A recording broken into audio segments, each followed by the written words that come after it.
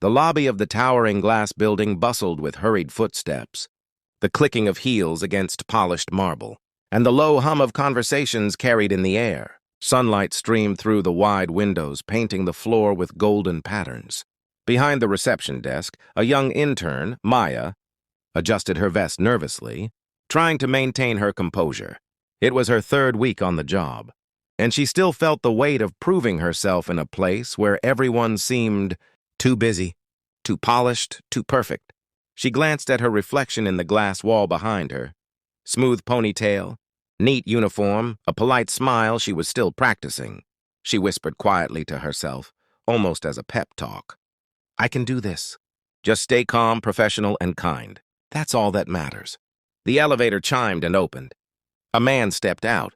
He was wearing a bright red cap and jacket, a backpack slung across his shoulders.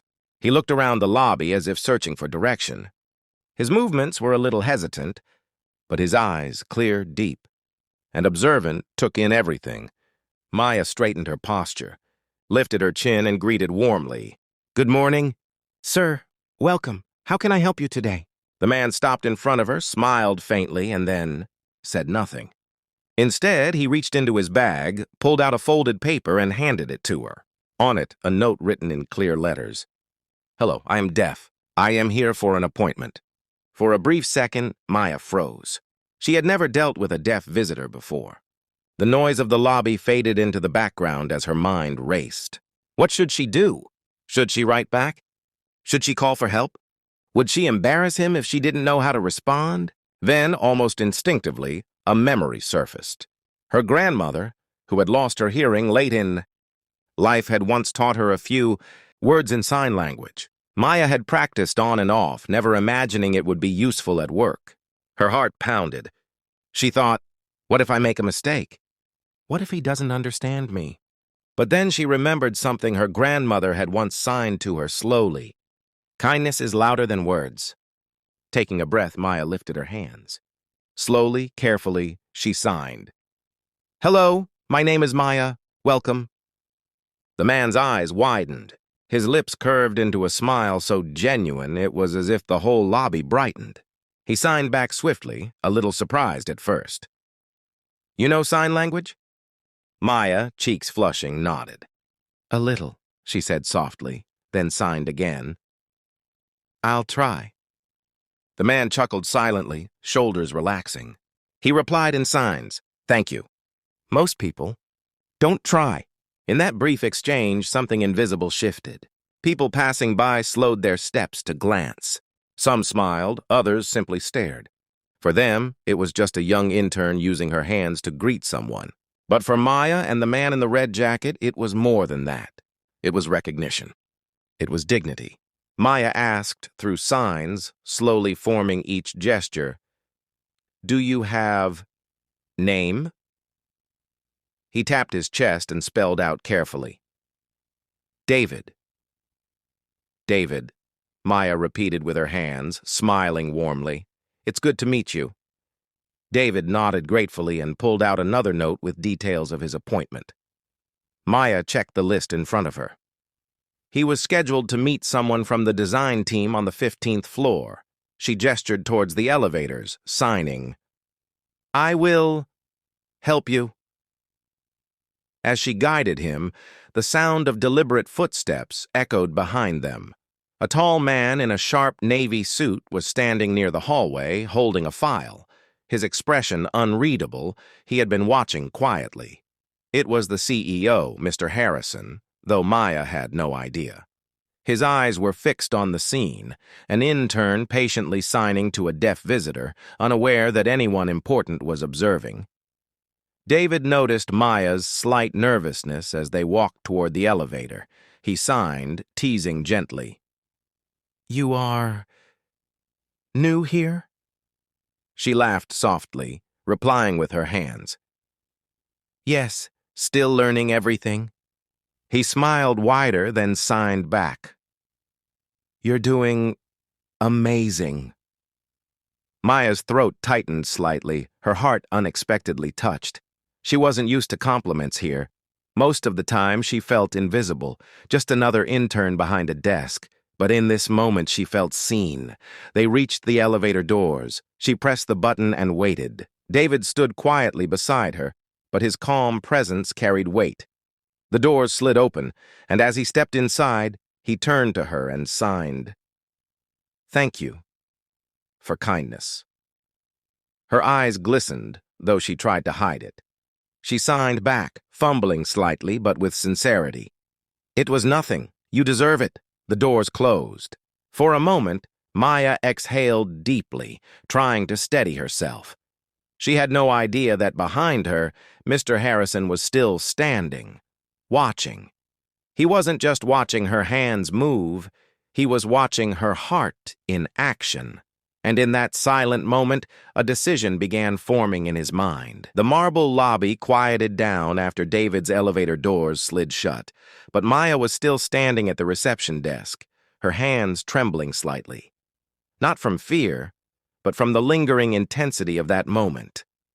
For the first time in her short internship, she had felt like she actually mattered, not just as an employee ticking boxes, but as a human being who had made another person's day easier. She gathered the visitor log and tucked the papers neatly, forcing herself back into routine. But deep inside, her thoughts raced. Did I sign the words correctly? Did he really understand me? What if I embarrassed him? Before she could spiral further, a voice broke through the air. "Miss Maya, is it?" Maya turned, startled. Standing just a few steps away was the tall man in the navy suit. His presence radiated quiet authority, but his face was calm. He was holding a folder against his chest, his sharp blue eyes fixed on her. "Yes, sir," she said, standing straighter, her voice a bit unsure. "Can I help you?" The man tilted his head slightly, studying her. "I was watching how you greeted that visitor." Her stomach dropped. "Oh, no. Did I do something wrong? Did I step out of line?" She forced a polite smile. "I just tried to make him feel comfortable, sir. That's all." His gaze lingered. For a moment, Maya thought he might criticize her, but instead he asked, "You know sign language?" "Only a little," she admitted, her voice trembling. "My grandmother lost her hearing, so I learned the basics. I'm far from fluent, but I wanted him to know I was trying." The man's lips twitched, almost like he was suppressing a smile. "Most interns here wouldn't have bothered. They'd call for someone else. They'd write a note. They'd let him struggle." Maya blinked, unsure what to say. She whispered, "Sometimes a little effort can mean everything." The man studied her silently for a beat too long, then nodded slightly and walked away, disappearing into one of the glass-walled offices. Maya let out the breath she didn't realize she had been holding. What she didn't know was that this man wasn't just anyone. He was Alexander Harrison, the CEO of the entire company. Meanwhile, upstairs, David was sitting in a sleek meeting room, waiting for his appointment. His fingers tapped lightly on the table as he replayed the encounter in his mind. So many times in his life, he had walked into buildings like this one and been met with confusion, impatience, or awkward stares. But today had been different. The young intern had looked him in the eye and signed, "Welcome." A simple word, but one that carried weight. Down in the lobby, Maya's day went on. She answered phones, greeted more visitors, checked deliveries. But her mind kept drifting back to David and to the suited man who had been watching her. By late afternoon, the lobby had quieted. The glass doors opened again, and to her surprise, David returned. He looked a little weary, but relieved. He waved at her cheerfully, and she smiled back. "You're back," she said, then quickly lifted her hands to sign. "Everything okay?" David signed with quick movements. "Meeting finished. Good. I leave now." "That's good to hear," she signed back, her movements slower but confident. David reached into his bag and pulled out a small notepad. He scribbled a few words and slid it across the counter. "You were the first person today who made me feel like I belonged here. Thank you." Maya's throat tightened. She pressed her palm to her chest and signed, "You do belong." At that very moment, the glass doors opened again, and Mr. Harrison stepped into the lobby. He paused when he saw the two of them in conversation. David noticed him first. He gestured toward the tall man and signed to Maya. "He important?" Maya glanced quickly, unsure. "I think so," she whispered. Mr. Harrison walked forward, his expression unreadable. He looked at David, then at Maya. For a moment, it was as if time slowed, the three of them locked in a quiet triangle of awareness. David straightened, nodded respectfully at Harrison, and began writing on his notepad again. He tore off the page and handed it to Maya. She read it silently. "He doesn't know, but your kindness is the reason I'll return here." Before she could react, David gave her one last warm smile and headed for the exit. The automatic doors slid open, the evening sunlight spilling in, and then he was gone. Maya clutched the note in her hand, her chest swelling with something she couldn't quite name. Pride, humility, hope. Then she felt Mr. Harrison's eyes on her. She turned slowly, nervous once more. "Why did you do that?" he asked quietly. Maya blinked. "Do what, sir?" "Go out of your way, learn his language. Take the time when you could have just passed the task to someone else." She swallowed hard. "Because I know what it feels like to be ignored, to feel invisible. And I don't ever want anyone else to feel that way, not if I can help it." Mr. Harrison studied her again, his gaze heavy but not unkind. Then, almost imperceptibly, he nodded. "Interesting," he murmured, before walking away toward the elevators. Maya stood frozen, heart pounding. She had no idea what he meant, or that this was only the beginning of something much bigger than she could imagine. The next morning, the lobby buzzed again with the rhythm of the workday. But for Maya, something felt different. She replayed yesterday's events over and over in her mind. David's smile, the note he left behind, the silent weight of Mr. Harrison's eyes.